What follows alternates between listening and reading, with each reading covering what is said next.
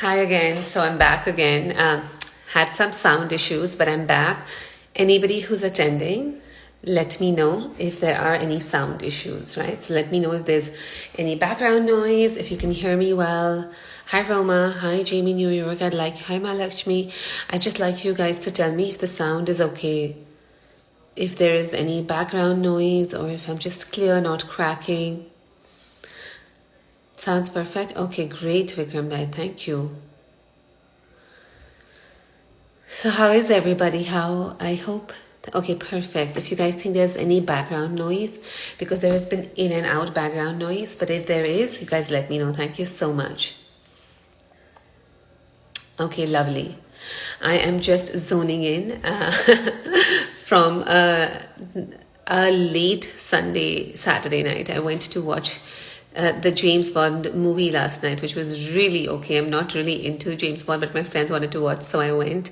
And it got late, super long movie. If anybody is interested, my review is that it was really okay, really long, really slow. They try to mix a lot of emotions with the action, so I did not really dig it. I usually am a person who enjoys movies which really, either make me laugh or make me think, and that's how I am with human beings as well. If I like, I like to hang out with people either who can make me laugh or make me think, and if you can do both, then I'm sold. But anyways, I wanted to talk a little bit about some of the grains. Is the sound still okay? Is there any background noise that's bothersome? Because there are others talking in the same around me very loudly outside, so I hope that sound is not bothering. So just let me know. But I'm going to be talking a little bit about some grains today, and then okay, perfect. And then we're going to take it to Q&A. Great. So guys, get your Q&A ready. Preferably we'll start off with grains Q&A. Thank you everybody for checking in with the sound. We'll start out with grains Q&A, and then we can go to other Q&A, right? So what are grains? Now in Ayurveda, right, the food, we always hear, if you have been into Ayurveda, you've heard that there are 6 tastes, right? And we need all of the 6 tastes, but we don't really need them for the taste function.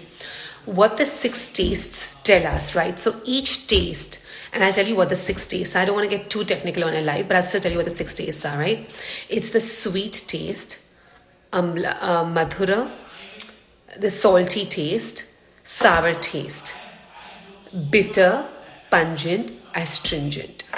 And we'll go into examples. I also have a great post on this, and I can actually repost it tomorrow. And the taste tells you that you need all 6 tastes, because all of these 6 tastes serve a particular function. So the madhur rasa, which is the primary taste, which when they say sweet, it means they're complex sugars, all kinds of sugars, right? Ayurveda understood complex sugars, which is like your grains, your rice, your sweet potatoes, even before we understood that, these are sugars. And those are the bulk of your food, right? And all the other tastes, right, have a certain function. And I want to give you an example, right?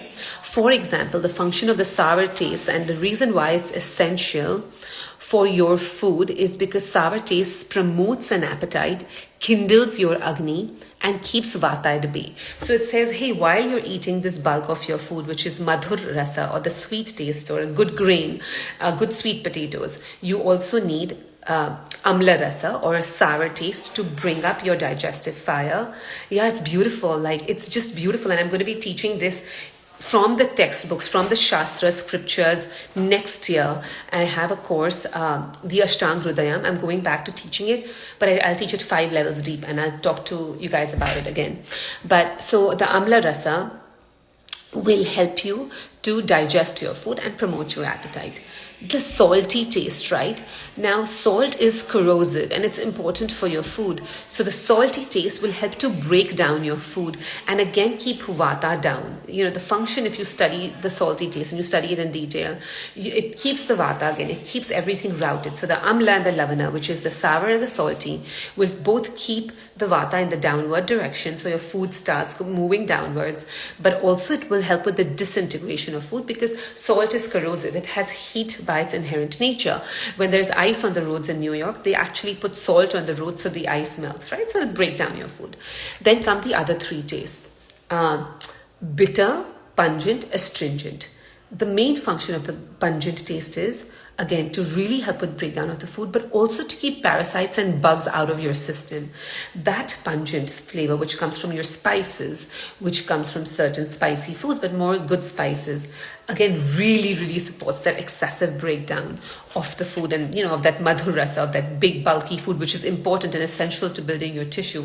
And those good spices will help to break down, but also keep the gut free of bacteria, keep your gut free of unnecessary organisms. Then I'm going to go into tikta rasa, or which is bitter taste, right? Now, while you're doing this whole digestive process, right, it is very likely that things get stuck to your sides. There are things that get stuck to the side, there's inflammation that can happen, sliminess that can happen. The bitter taste, right? So bitter greens, collards, there's fenugreek leaves, for example, spinach. Their function is, right, especially something like collard or kale, is to scrape off that gunk that may be sticking to the sides. Even some herbs, right? It scrapes off everything. So it says, hey, while you're doing this digestion, you're eating this food, things are getting stuck to the side. The bitter taste herbs and the bitter tasting foods will actually will scrape everything, so there is no gunk left, right? Imagine you've cooked and your pan has food gunk left on the bottom. And to avoid that, we kind of need the bitter taste. I'm going to go into the last taste, which is the astringent. In the process of digestion, very often there is leftover, right? Like there is leftover residue and there's excess liquid which needs to be drained out. So astringent foods, lentils, other astringent foods do a really good job of binding your food together because they take off excess liquid.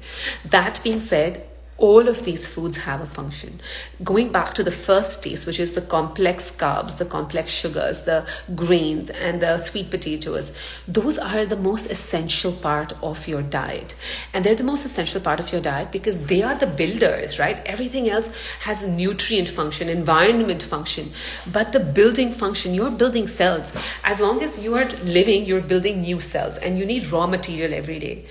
And when you don't consume those grains, when you don't consume those good so-called carbohydrates, what's going to happen is your body is going to use old material to build new cells.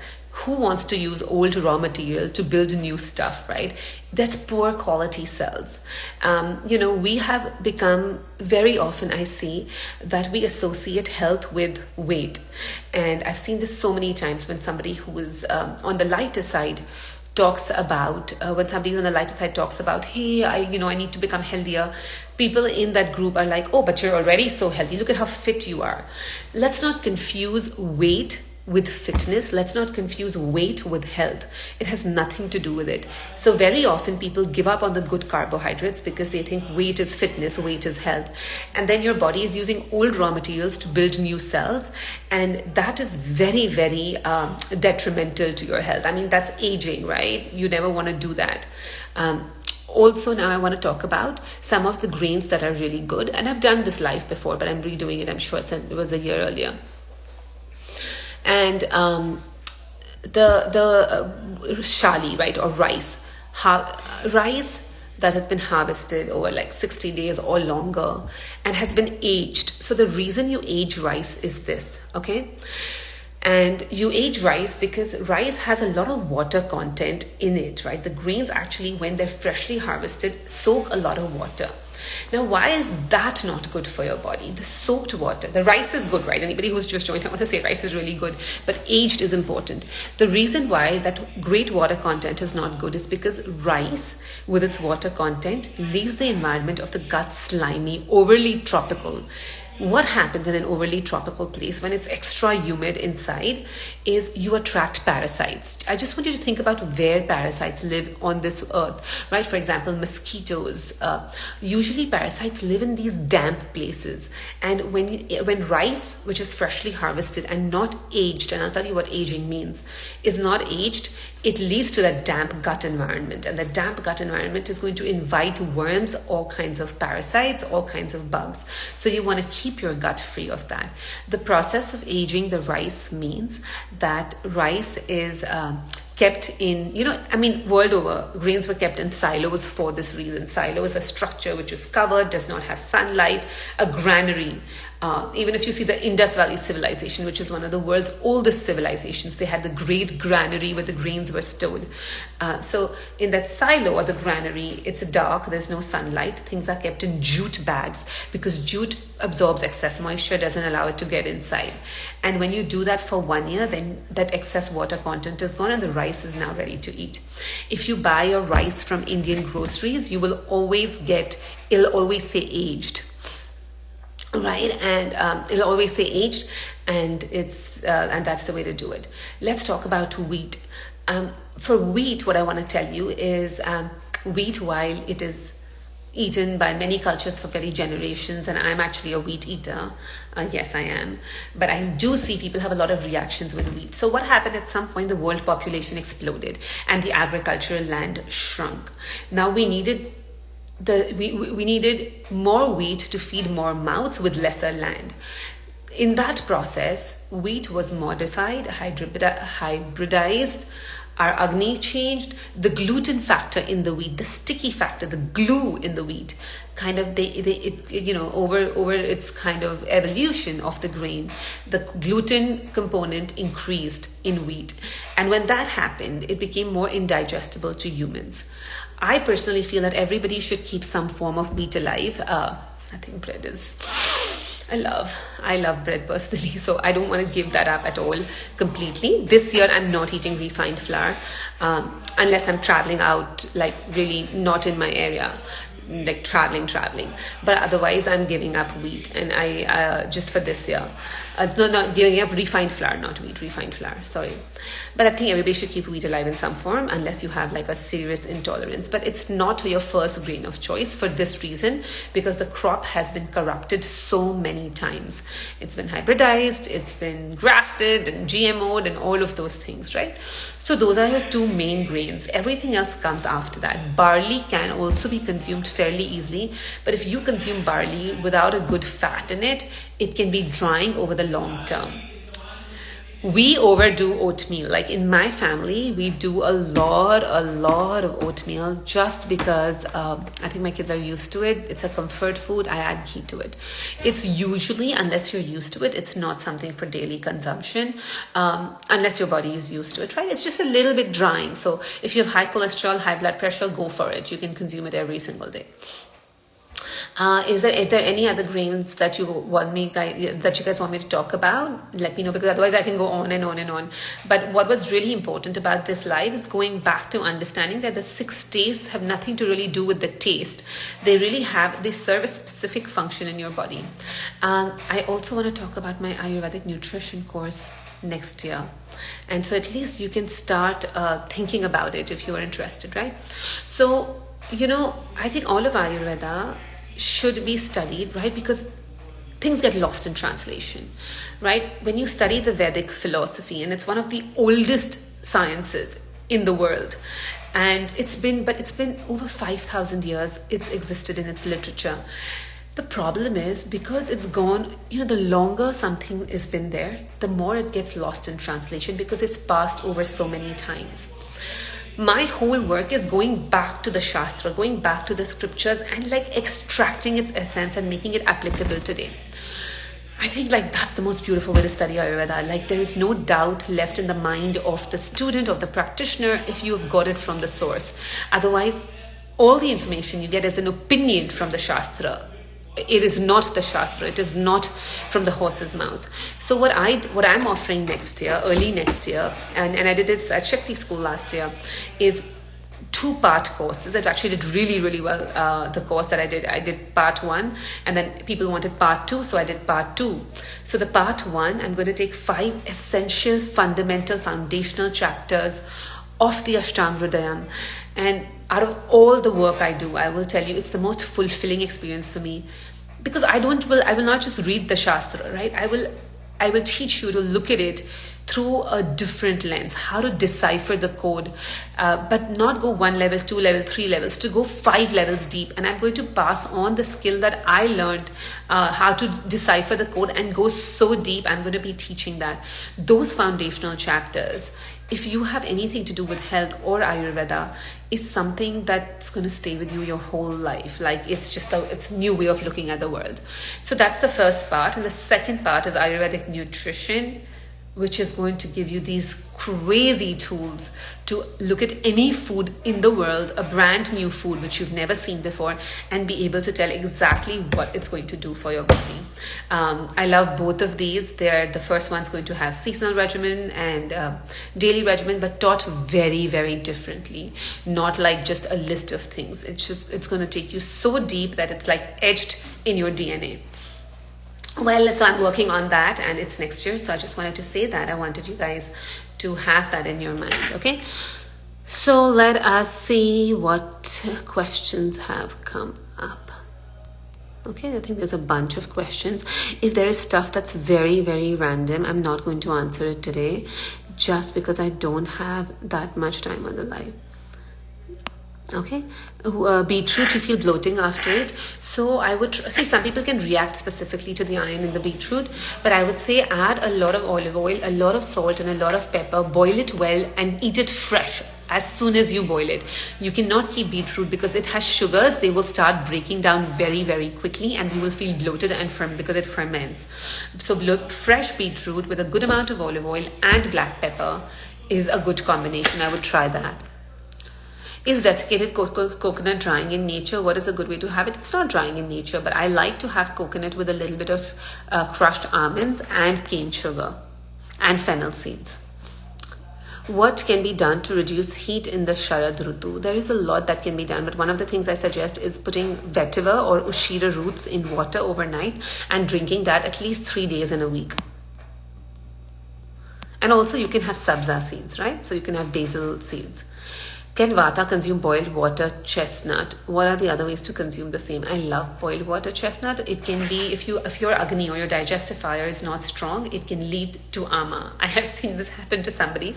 But if you put good amount of black pepper, eat it, chew it very, very slowly, sit with a cup of hot water, take a sip every now and then. If you can add some spice like a black pepper to it, that's even better. Or you can cook it. If you cook it in ghee with salt and black pepper after boiling it, it's delicious. It's so good. It tastes really, really good. And then that's not going to give you, even then, right? If you still have to be watchful of your agni, but it's not going to drive you crazy. Aarti Lervani, I actually have a first aid kit, a post on the first aid kit. I will ask my team to repost it soon. So you'll have that soon.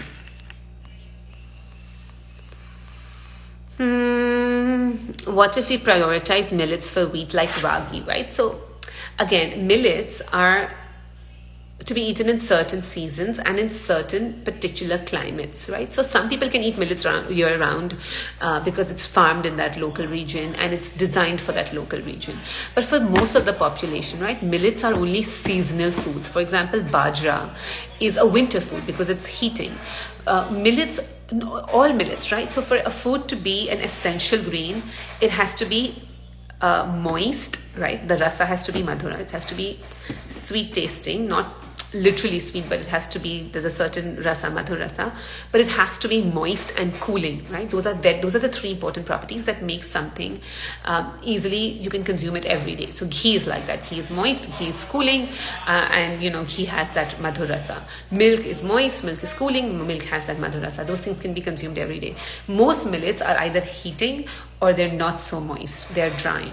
So you assess the millet, because if it's drying and it's not cooling or it's heating, that's not something you can consume every day. The basic essence of our cells is that they need moisture to survive, the cytoplasm, and it needs a cool environment, right? So we are already warm-blooded. The warmth and the transformation will happen because of our blood, but it can't be overheated. And so when you're building new cells, that's the structure you need. Actually, the reproductive fluids, the semen, and those are all those moist, cool fluids, and that's kind of anything that's reproductive in nature has that quality. And then, of course, heat is applied to it for the transformation.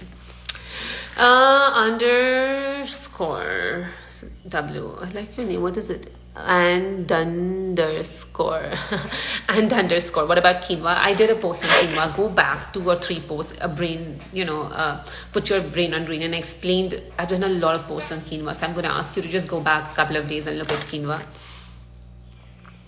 Vaishali, let's not do fever today. I know yourself also asked about fever.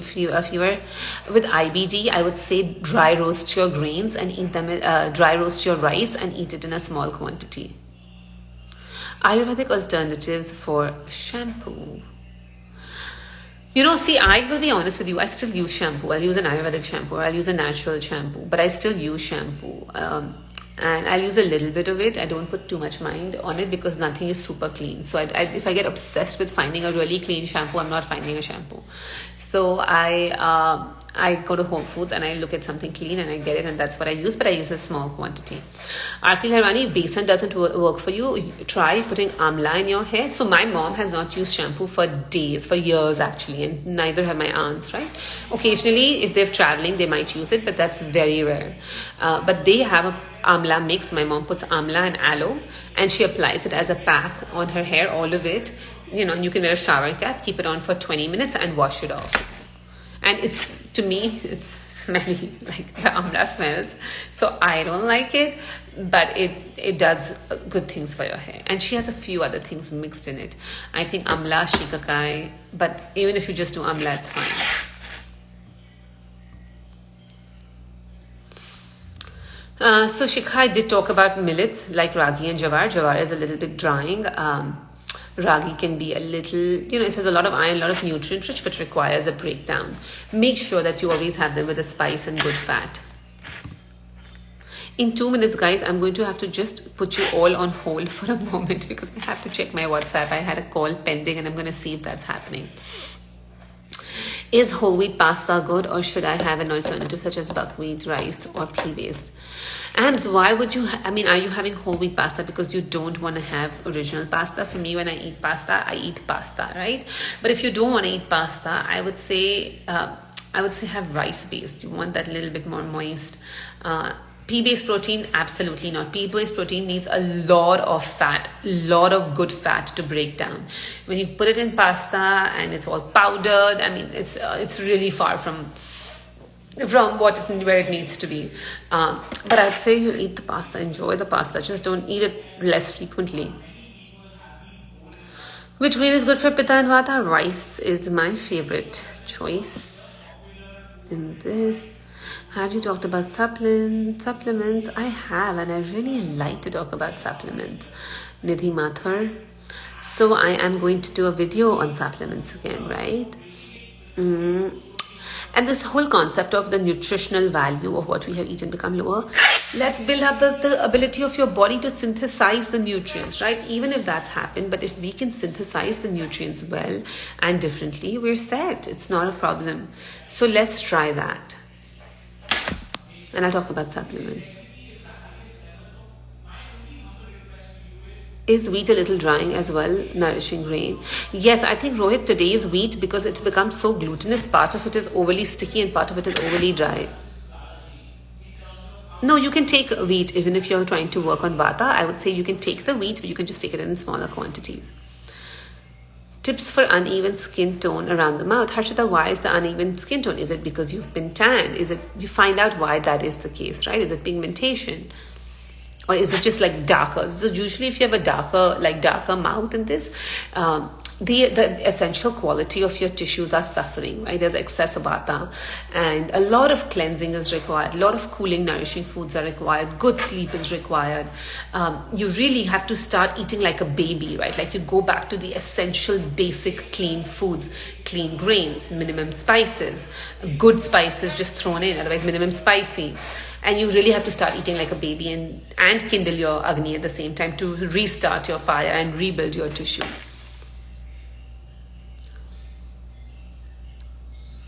If you feel like you have your agni, yeah, see, agni will deplete with age, right? Because with the lifestyle we live in, it's natural, the environment in your body depreciates, it changes.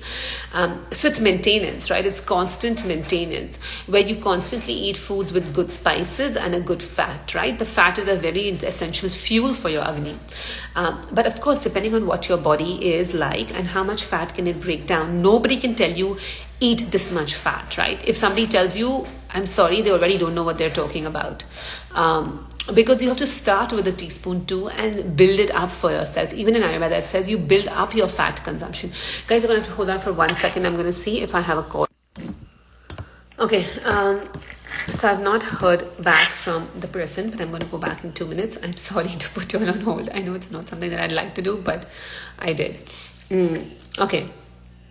So you have to support your agni and ask yourself, like, how much fat? Build up the fat, build up the good spice. Do not snack, eat heavier lunches, lighter dinners, and bring back your agni. When you start having regular bowel movements, it's one of the biggest, regular bowel movements and good hunger, that's one of the biggest signs that your agni is doing its job. My 8-year-old boy gets motion sickness and vomiting, even traveling short distance. Ambers, it means that there's a lot of like liquid stuff, avoid his sugars. If he's eating a lot of moist foods like smoothies and shakes, you're going to have to avoid it, right? Give him more drier foods, a little bit more like even a cracker, especially before traveling. And make him sit down, give him more coconut-based thing. Eat slower, add some spices, which is not spicy, spices like throw cinnamon here and there, and increase the gaps in his meals, right? Like even if he eats a good meal, don't let him snack. So still give him food every 2-3 hours, but don't give him any snacks in between. Also, sometimes kids are playing a lot after they're eating, or they're showering after eating, and this can actually hurt and create that same kind of a problem. Also being said, every time he goes in a distance, some people do have that tendency of just that little acid sitting up. Give him a dry cracker. Rice flour, of course, you can use rice flour, yes. Which millet is good for gaining weight? Millet is not great for gaining weight, but you can have some buckwheat with a lot of ghee in it. Bajra you can have with a lot of ghee in it. Are oats local for India? No, Aarti. Actually, even nobody's ancestors were having oat. Oat was like cattle food, It was more cattle food. So that's what oat was. Barley flakes, I would not think is a good thing. I don't know. I've not even looked at barley flakes. How to make the body more alkaline? Okay, I'm going to talk about brown rice because it's a very, very important question. I'm going to see if my phone lady has responded. 1 second. Okay, not happened. I'm going to go on for another 6 minutes and then check again. Okay, let's talk about brown rice, right? So the brown rice, the covering, right? If you notice, this is one of the things I say, okay? To understand how long does it take to make tells you how long it will take to break. For example, brown rice takes a really long cooking time, right? So it means the process of digestion, of cracking through the top layer, the shaft of the grain is such a process.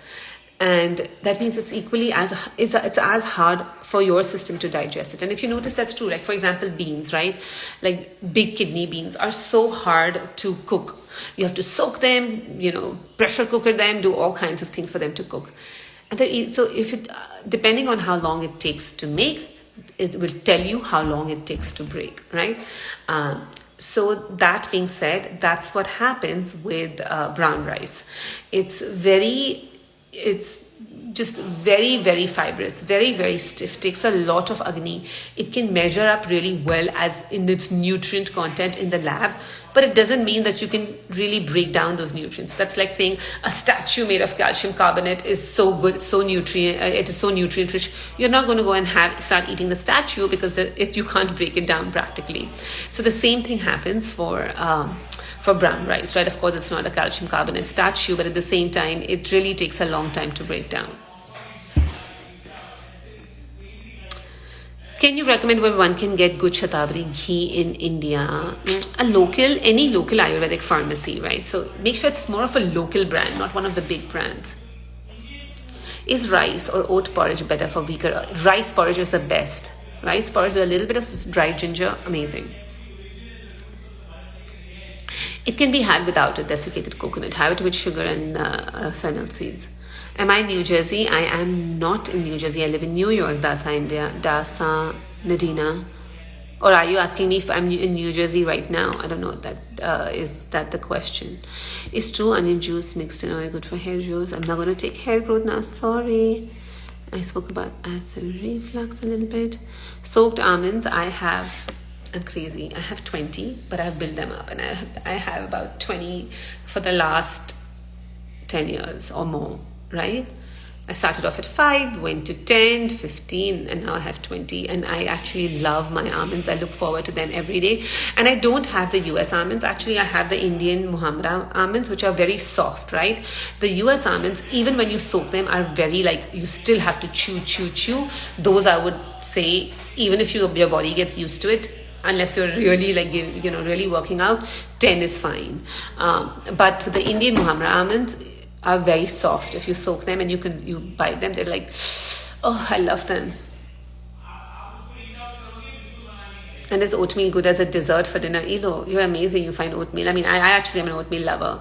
But if you think it tastes like dessert after dinner, but then you're again adding another grain to your mix. Don't add another grain. Rice roti is okay to consume for dinner, but I always would add ghee to my roti. Okay, let's see if there is anything. Can you post this live on my IGTV as well for a short live? My stream stopped in the moment you're about to answer my question, and those are Rohit, it's going to actually be it is going to be saved. Yeah, it's going to be saved. Where do you get Arnica montana pills? You actually get Arnica pills. Ask any homeopathy store. In fact, they're also very knowledgeable. Jill Patel, you get it. There's a lot of homeopathy stores. Tell me which city you are in if I know. Are sabza seeds drying? No, not that I know. And you have them with rose water and milk. What happened? Me too. What, baby? Poonam. What do you think of ear swabs? I think they're fun to do, but they're not really ideal for you. You have to put oil in your ears, ideally. Okay, let's see. I have read dried ginger is not good for the vata body. Is it good to have ginger by those who have? No, dried ginger is actually really, really good for vata. Really, really good. So again, that's why I said that, going back to the text. Oh yes, my lovely friend here, gossip about food. But by the way, guys, she's right here. You should follow her channel. Some of the best recipes, most creative chefs around the world talk about their food journeys and teach you really, really cool food. For example, like the best hummus in the world, I've learned from there. Like my hummus game has changed completely. Some of the other things, like an amazing marble cake and amazing stuff is there. So please, I would say follow her food. And she's super into fresh.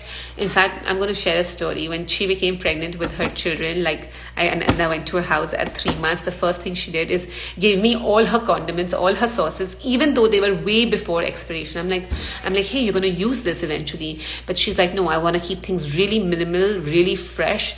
And when you go to her house, it smells of a garden when you open her fridge because everything is so fresh. So, and I'm going to be eating at her house this Tuesday and I'm super excited. Okay, sorry, I got carried away because I'm so excited. How to strengthen Agni for Vata. I spoke about the strengthening Agni part, but I would say drink water with a little bit of dried ginger, have rice broths with dried ginger, and those are all really, really good things. If anybody has any questions, do you think having soaked almonds and then having nut-based milk in breakfast would be too much? Yes, too much consumption of nuts. Can you put coconut oil in your ears and how much? I would not put coconut oil in my ears. I would put sesame oil in my ears. Coconut can be it's going to clog your ears and it's going to stick in your ears. It's not going to be metabolized in your ears. So if anybody wants to start the practice of putting oil in your ears, I would suggest read up about it. I will also do a post about it.